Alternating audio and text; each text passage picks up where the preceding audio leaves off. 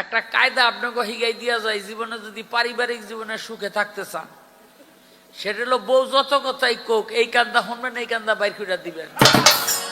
ভিতরে ঢুকাইছেন তো মরছেন, বুঝলেন নি? এই ভিতরে ঢুকাইবেন না। অনেকে কইতারেন 5 মিনিট বোঝাটা মাথায় লইয়া যাইগা, হ্যাঁ 2-4 গাড়ে ঘুষাইয়া দাঁত ফালাই দেয়, আবার ঘরের মধ্যে গোলমাল কো। ঘর তো ঠিকই আছে, কইতারেন না মনে মনে। একজনে এক পিসাব কইছিল, বাপ যদি অসুস্থ হয় বড় ফোলা দোয়া করলে ভালো হয়ে যায়। একজন তো খারই গেছে, এই পিসাব থামেন, কি হইছে? আমার বাপ অসুস্থ, কত দোয়া করলাম আপনার কথা হইন না, বাপ ভালো হয় না। পিসাব কয়, বেটা তোর বাপের গিয়া জিগা গিয়া বড় ফোলা কোনটা?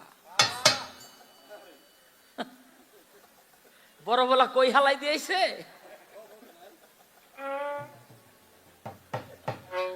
বেদবি নিয়েন না, যারা বড় ফোলা হালাই দিছেন তাকে প্রত্যেকের ঘরের মধ্যে গন্ডগোল। শীত অতিরিক্ত, তার ভিতরে মাটিতে বসে থাকা একটা কষ্টকর ব্যাপার। তো এই শীতার্ত রজনীতে আপনারা যে আমাদেরকে সঙ্গ দিচ্ছেন, এর চেয়ে বড় পুরস্কার আর নাই। তো একটি গান করেছেন, স্বামী মোরে পাঠাইয়াছে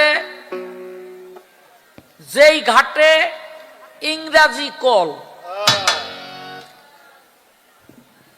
একটি কলসের 9টি ছিদ্র, কেমনে আনি জল। একটি কলসির 9টি ছিদ্র, এই কলসিটা বলতে দেহটাকে বোঝানো হয়েছে। সেদা ছিল 10টা, একটা বন্ধ। আচ্ছা 10টা সেদা একটা বন্ধ হইলো, এইটা কোনটা? এইটা তোমারে জিগাইলাম।